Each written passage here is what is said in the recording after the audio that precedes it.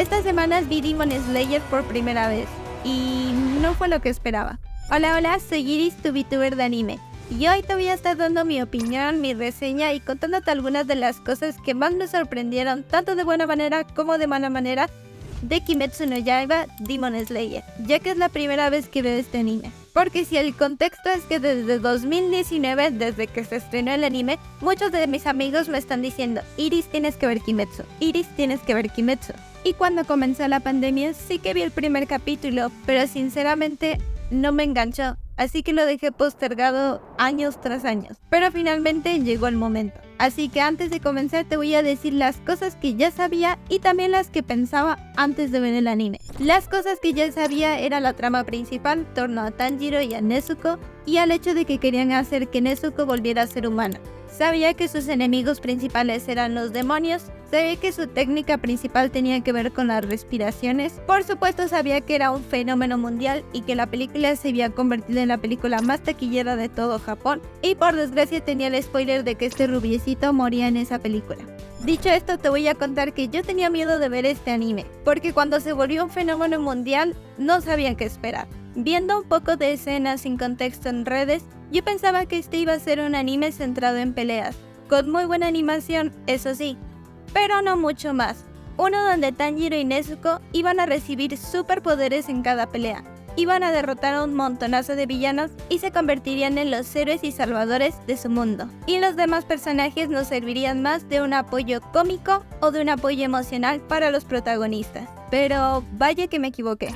Así que dicho esto y sin más bla bla bla, comencemos. La animación. Yo conozco bastante bien a Ufotable, he visto bastantes de sus trabajos anteriores, tanto en la franquicia Fate, Haven's Feel, Stay Night, y también vi un poco de Kara no Kyukai en su momento, así que conozco bastante bien el estilo de animación. Y tengo que decir que Ufotable nunca decepciona. La animación de Kimetsu es increíble, las peleas son muy buenas, son muy fluidas, son épicas. Los planos de pelea, las espadas, ves los movimientos y me gustan los planos que hacen a su boca cuando dicen respiración de tal, siento que le da bastante movimiento. Estas escenas donde los personajes se hacen más chibis me encantan. Son divertidas, son tiernas y me recuerdan mucho al anime de Full Metal. También tengo que decir que la parte de 3D de CGI que hizo Ufotable para mí estuvo bastante bien lograda, especialmente en los escenarios y los recursos que se utilizan. Por ejemplo, la parte en la película donde están en el tren y salen estas partes de sangre, no sentía que desentonaran con las escenas 2D de los personajes, aunque sí hay otras escenas donde los modelos se ven un poco más extraños, como los pescados en la tercera temporada. Pero nada muy grave, se sigue viendo bien. En sí, toda la animación del anime es impecable. De hecho, yo me vi todas las temporadas una tras otra, así que sí se nota bastante el salto de calidad que van teniendo. Aunque tengo que confesar que desde el inicio yo no era gran fan del estilo de dibujo de Kimetsu, de estas líneas gruesas que tienen los personajes y los escenarios, ni de estas pupilas sin tantos brillos y colores, que son un poco más pintadas. Pero conforme vi más y más capítulos, encontré que el estilo de animación va perfecto con la historia que están contando. Es un dibujo más sobrio, que resalta las emociones de los personajes, y que va muy bien con la atmósfera oscura y trágica que tiene la historia, y que también le da muchísima identidad a la obra. Puedes ver cualquier personaje e inmediatamente decir, es Kimetsu. Los dibujos de las respiraciones también son increíbles. Este estilo de dibujo inspirado en el arte tradicional japonés le da un contraste muy bonito a la obra, que nos permite sentir la fluidez y el ritmo de las espadas en cada pelea.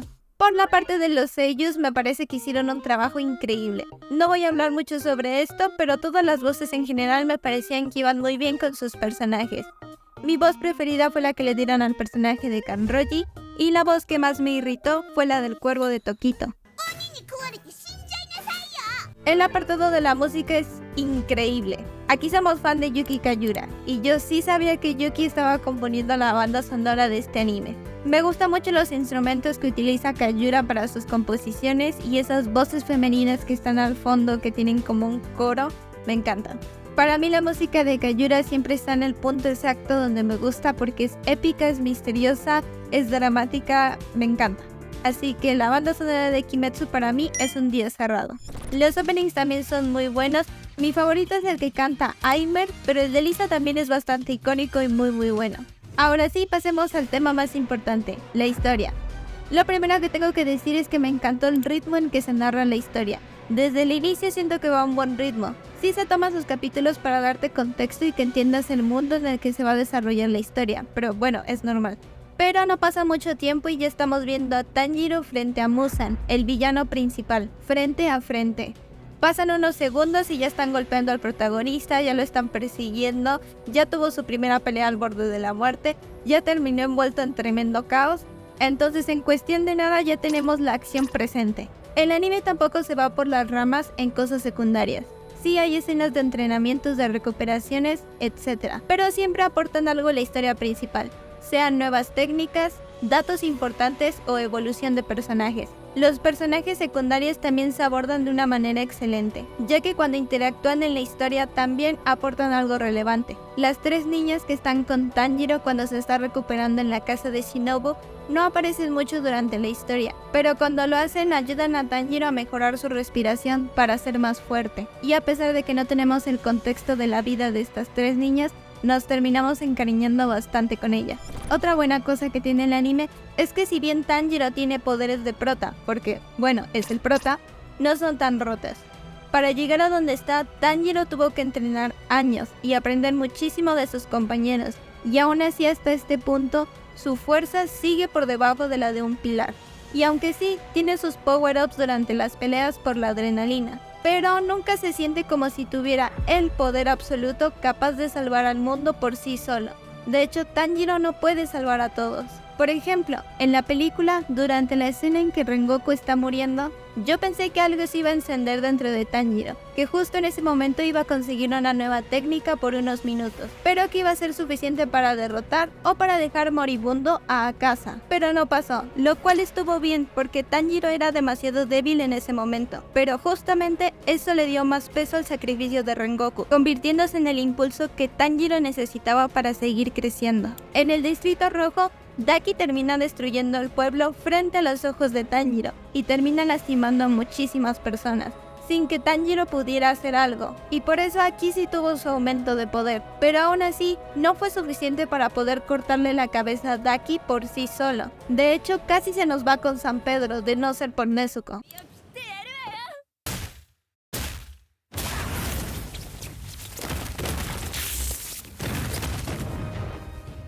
Porque sí, Tanjiro es necesario en la historia, pero no es el más fuerte de todo su mundo. Incluso utilizando la respiración del sol y teniendo la marca que le transmite a sus compañeros, no puede salvar al mundo él solo. Necesita la fuerza de sus compañeros. Tokito, siendo un pilar súper talentoso y fuerte, también necesitó la ayuda de Kotetsu para poder sobrevivir. El propio Muzan, siendo el demonio más fuerte, estuvo acorralado brevemente al final de la última escena del anime.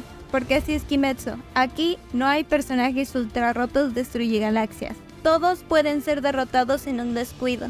Y por eso se llega a sentir trágico. Porque esta no es la historia de un héroe. Es la historia de muchos héroes, juntos.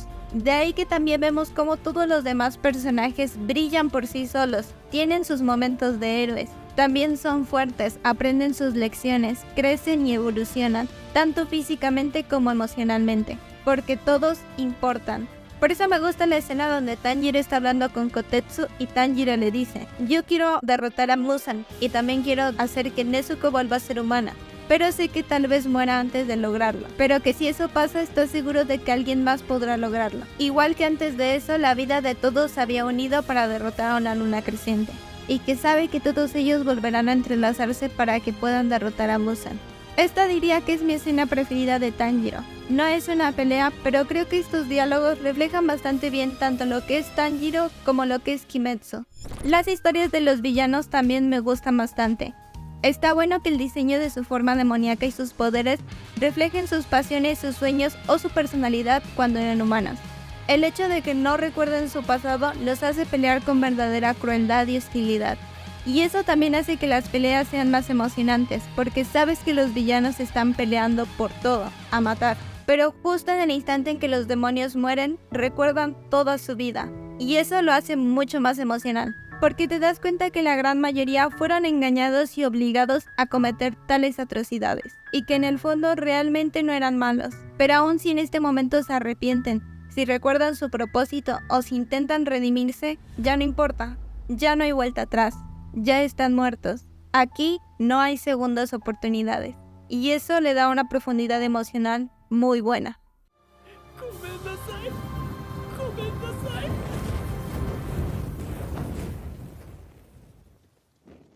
Los capítulos también tuvieron una muy buena dirección. No sé si Kimetsu es fiel a su manga en cuanto a los paneles, ya que no he leído el manga, pero me encantó el final que tuvieron algunos capítulos. Recuerdo dos en concreto que, los amé.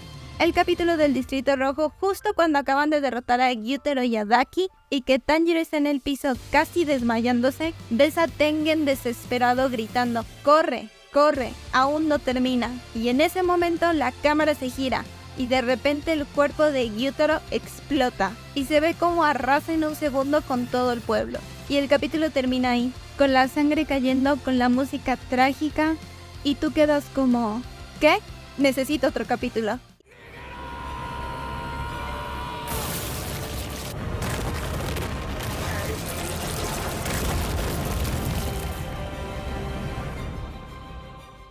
Y por supuesto, el otro capítulo es el final de la última temporada, cuando Muzan llega, está platicando y de repente, ¡boom!, explota.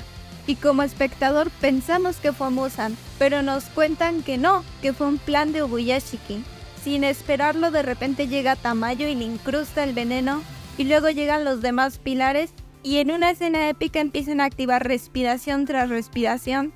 Es el clímax, es el final, y entonces...